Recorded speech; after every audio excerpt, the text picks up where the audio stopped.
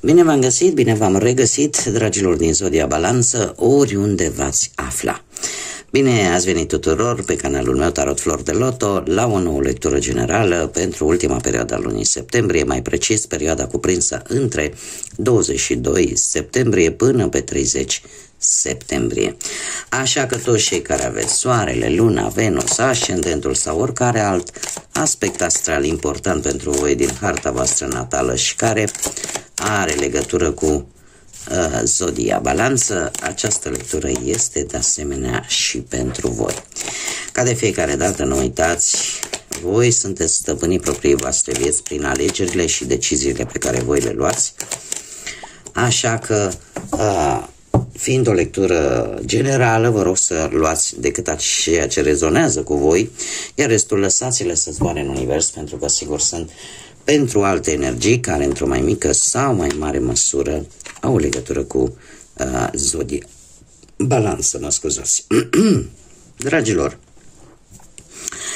cărțile de Lenormand îmi spun că lucruri pozitive vin către voi. Este vorba despre, ori e vorba despre o relație importantă, ori pur și simplu, nu știu ce, o reușită pe care o aveți posibil pe internet, nu știu dacă faceți ceva care are legătură cu internetul, pe vreun site, sunteți în faza de început și cumva există o situație care ție îți dă foarte mult optimism, foarte mare bucurie. Ceva se rezolvă. Ceva se rezolvă ori prin intermediul internetului, ori este ceva la care voi v-ați gândit, v-ați făcut foarte mari așteptări. Cert este că lucruri pozitive, o energie destul de pozitivă pentru voi în acest final de septembrie. Și de ce să nu fie așa? Pentru că sunt sigură mulți dintre voi își vor celebra zilele de naștere, așa că de pe acum eu vă urez la mulți ani sănătate și tot ceea ce voi vă doriți. Se pare că și energia acestei ultime perioade din septembrie e gând la gând cu voi. Vă aduce bucurie, vă aduce optimism și noi începuturi. E ca o binecuvântare care vine în viața voastră. Acum vom vedea pe ce aspect al vieții, dar lucruri pozitive. Haideți să vedem acum ce ne spune și tarotul. Ce vine pentru dragii mei din Balanță în această ultimă? Sunteți un pic împrăștiați. Un pic împrăștiați așa cu gândurile în multe locuri. Haideți să vedem. Ce vine pe plan profesional, financiar sau sentimental pentru dragii mei din Balanță? Dragii mei, voi pe plan profesional, mai ales pentru cei care au dat un examen sau care vor da un examen,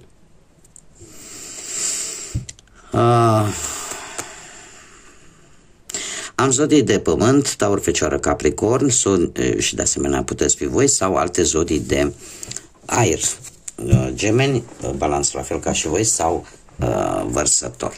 Cert este că există într-un fel sau altul cineva care vă poate ajuta să obțineți un beneficiu sau un nou job. Un beneficiu vis-a-vis de viața voastră profesională.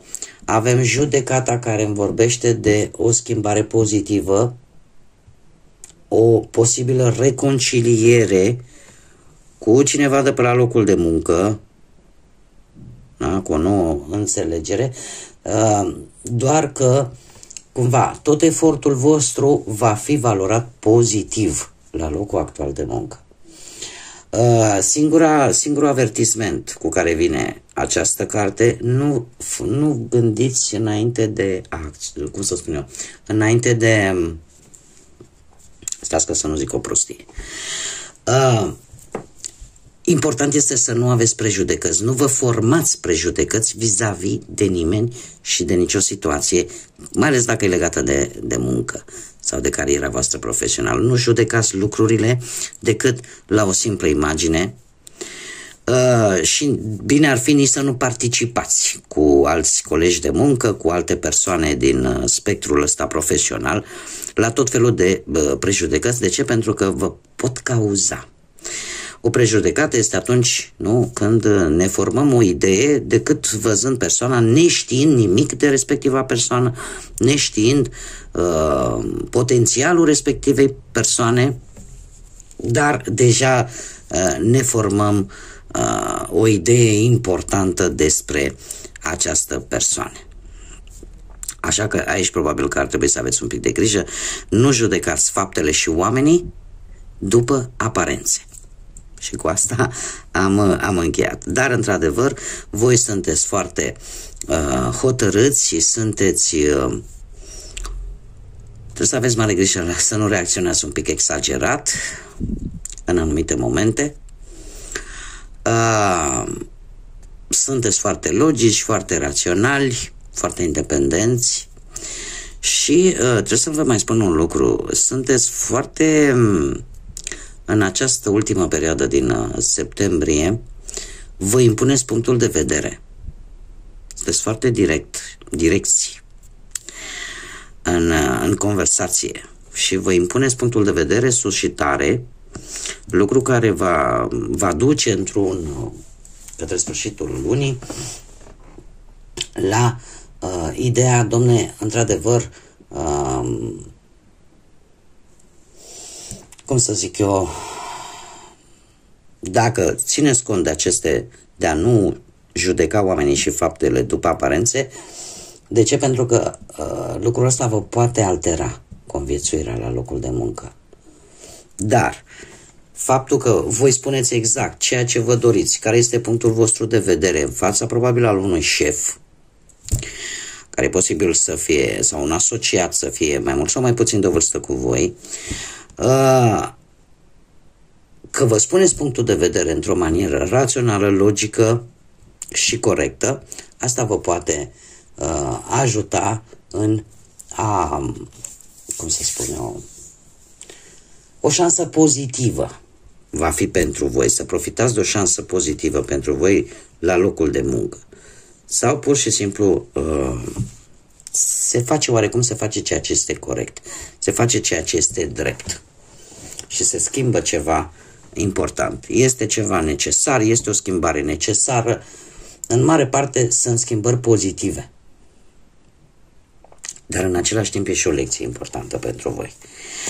Haideți să mergem mai departe și să vedem pe partea financiară. Pe partea financiară avem, se repetă zodiile de pământ, Taur, Fecioară, Capricorn, avem zodii de foc, Berbec, Leu, Săgetător și de asemenea zodii de apă, Rac, Pești, Scorpion. E posibil să fie vorba de două energii foarte tinere,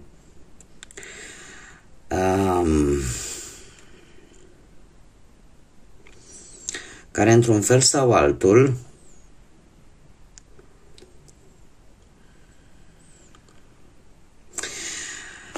acest paj, haideți să o luăm cu începutul. Pajii de obicei simbolizează începuturi, dacă nu vorbim de energii tinere. Pot fi vorba și de energii tinere legate de bani. Unul care parcă aduce bani sau o energie care într-un fel sau altul face ca situația voastră financiară să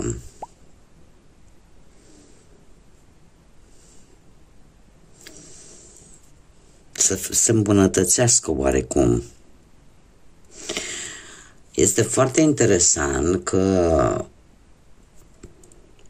ideea unora dintre voi este de a rezolva anumite datorii, de a rezolva anumite plăți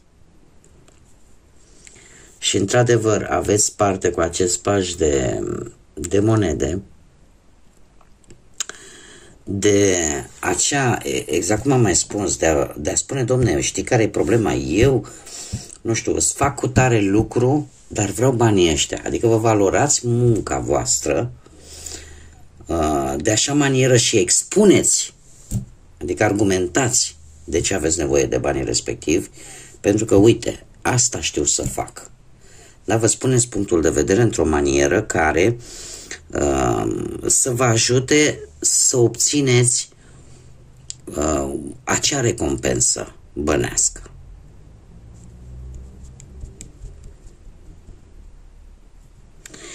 Nu știu, posibil să faceți și ceva extra, să lucrați în plus față de jobul pe care îl aveți unii dintre voi.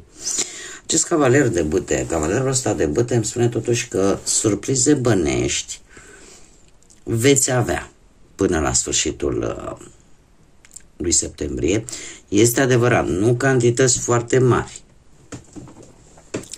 dar banii vor intra oarecum în casă și asta vă va ajuta pe voi, cum am mai spus, cu acest paj de cupe să rezolvați o anumită datorie, anumite plăți, da? Sau să faceți, de asemenea, ne mai poate vorbi de acorduri. Acorduri favorabile, exact cum am mai spus, domne, eu asta știu să fac, aici mă pricep cel mai bine și e posibil ca al doilea job pe care unii dintre voi îl pot avea să devină mai mult decât v-ați fi imaginat voi, pentru că avem parte de două începuturi pe plan financiar. Dar multă hotărâre și multă energie în a reuși, mai ales pe partea asta materială.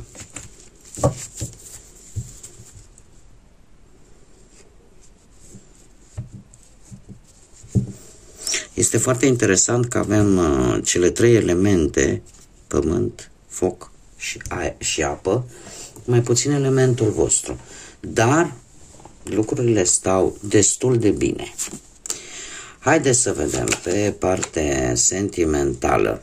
Deci mici, așa ca să concluzionez cu partea banilor, mici sume de bani care vor intra, te vor ajuta, deocamdată nu mi-apar situații complicate în ceea ce privește banii. Pe partea sentimentală, de asemenea, mi apar zodii de pământ, Taur, Fecioară, Capricorn.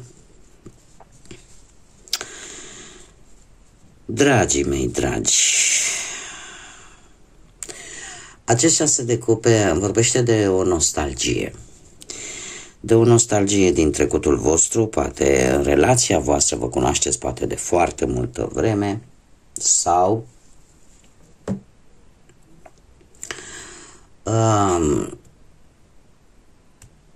există foarte mare răbdare de care dați ori voi dovadă, ori perechea voastră în ceea ce privește relația în acest moment.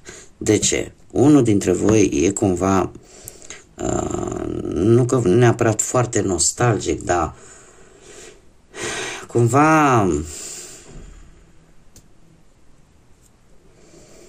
există o preocupare la ceva din trecut. La ceva din trecut, cavalerul ăsta de monede îmi spune că dacă unul e pierdut în nostalgia trecutului și nu vede prezentul, nu vede realitatea de acum, este un pic mai complicat.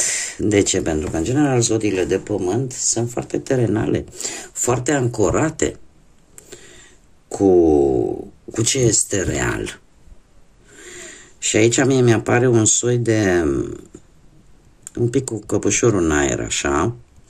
Totuși e treiul ăsta de bâte, un trei de bâte care îmi spune că ori vă gândiți să faceți o călătorie, poate în doi, ori că depuneți un anumit efort pentru a îmbunătăți relația voastră. O să vină în întâmpinare Dacă asta aveți în plan, perechea voastră vine în întâmpinarea acestui lucru, pentru că cumva într-un fel sau altul vă dați seama că fiecare trebuie să depună acel dram de efort, da? Acel grăunte din partea fiecăruia ca relația să funcționeze. Dar într-adevăr aici e posibil ori anumite discuții legate de ceva din trecut, ori pur și simplu ați văzut voi, nu știu, pe Cutărică Cutărescu din trecutul foarte îndepărtat și asta v-a creat așa o stare de nostalgie care într-un fel sau altul posibil să vă fi blocat un pic. Dar vă reorientați către viitor, așa că poate vă dă peste cap pentru unii dintre voi care vă regăsiți, cineva cu care voi ați avut o relație, vreun fost, vreo fostă, și care posibil să vă întâlniți întâmplător și să vă gândiți, uite, de ce nu a mers relația noastră atunci? Poate să fie și acest lucru, dar într-un fel sau altul se vor depune efortul atât din partea voastră cât și din partea persoanei voastre de interes ca relația într-un fel sau altul să-și recapete echilibru, să-și recapete acel control, că este poate legat de cum am mai spus, de o călătorie, da, pentru a reglementa într-un fel sau altul situația, sau pur și simplu este legată de ideea, domnule, atâta timp cât ești apreciat, cât ești valorat, lucrurile nu au cum să meargă bine. Este cineva aici care are un comportament responsabil, care caută siguranța celor dragi și e o situație care într-adevăr cere foarte multă responsabilitate. Și desigur apare și o promisiune care se va ține. Cineva aici a făcut o promisiune, dar de care se va ține de cuvânt. Cei care sunteți singuri, voi, dragilor, trebuie să vă spun că cineva dintr-o zodie de apă, Rac, Pești sau Scorpion, dar tind să cred că este o energie nouă în viața voastră. Nu știu dacă ați cunoscut-o sau o veți cunoaște în această perioadă atât de scurtă, de o săptămână și cred că 10 zile, cred că sunt. Sunt 8 zile? 22-30, da, deci 8 zile. Dragii mei, voi în ultima perioadă v-ați tot gândit, domne, are rost să mă tot uit după o energie care ar putea să aibă legătură cu zodiile de apă, ca să am uitat să spun Rac, Pești sau Scorpion. Și tot stați și vă gândiți, domne, ce fac? Mai investesc, mai alerg după Cutărică Cutărescu, că și dacă îmi pierd timpul, și dacă nu iese cum îmi imaginez eu. Da? Și cumva îți dai seama că nu prea-ți place, timpul e prețios, da? Eu așa văd, orică nu vă răspunde la mesaje, nu vă răspunde la avansuri, nu... Dar trebuie să vă zic că o să aveți o surpriză. Îmi apare soare odată aici și aici încă o dată soare. Apare un soare, așa că s-ar putea ca rezultatele energiei consumate de voi în a atrage această persoană, în a fi lângă această persoană, să fie încununate de succes, pentru că soarele, de asemenea am și zodia Leu. Era să uit, soarele ne vorbesc de iubire, de optimism, de căldură umană. Și într-adevăr, cu această regină de cupe, este cineva care te lasă să fii tu însuți, tu însăți. Nu trebuie să poți nicio mască, nu trebuie să fii altcineva decât ești tu în mod real. Și lucrul ăsta se pare că e un bonus. E un bonus și sunt mari șanse ca până la sfârșitul acestei luni să-ți dai seama, domne, eu cred că totuși am găsit iubirea aia pe care fiecare o căutăm.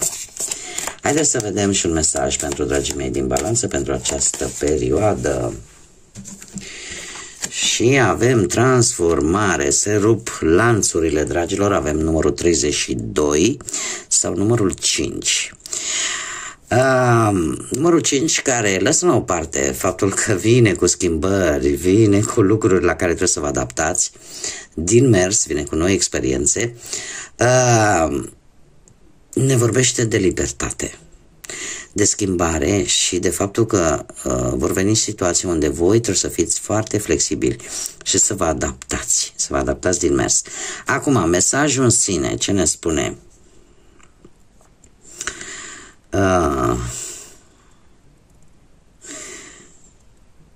Caută în exterior puterea și forța de a face acele schimbări care îți vor îmbogăți viața și care te vor face să devii acea persoană pe care tu ți-o dorești să fii. Cumva, dragilor, veți avea parte de o transformare poate la nivel de mentalitate. Felul în care veți gândi va fi unul total diferit față de cum l-ați făcut până acum. De ce? Pentru că schimbările care vor surveni în această perioadă, ele în sine vin ca niște lecții de viață și de multe ori ești îndemnat de situații ca tu să fii cel care aduci schimbarea în viața ta. Am multe persoane care îmi scriu: Doamne, că eu aștept să se schimbe ceva. Și nu se înțelege un lucru important. Schimbările, într-adevăr, pot surveni aduse de către univers, de destin, de divinitate, dar, în mare parte, schimbările trebuie să le facem noi. Că degeaba, dau un exemplu, degeaba tu aștepți schimbarea, să zicem, ești într-o situație toxică, unde ești conștientă că nu ți-e bine și cu toate astea tu stai acolo și zici aștept schimbarea. Nu, atunci schimbarea trebuie să plece de la tine. Putere. Să găsești, așa cum bine spune acest mesaj, forța necesară, puterea necesară de a face o schimbare și de a ieși din acea situație toxică sau relație toxică. Da, știți cum e că Dumnezeu îți dă în mână, dar nu-ți bagă și în gură. Poate să-ți dea tot felul de situații propice în care tu să acționezi și să faci schimbarea necesară în viața ta. Dar dacă tu nu o faci, nici măcar îngerii nu poate să te oblige. Da? Pentru că am fost născuți cu acel liber arbitru de care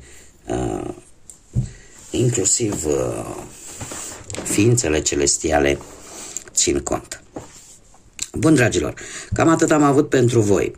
Vă mulțumesc pentru prezență, mulțumesc tuturor că de fiecare dată sunteți alături de mine, alături de acest proiect prin intermediul like-urilor, comentariilor și distribuirilor voastre.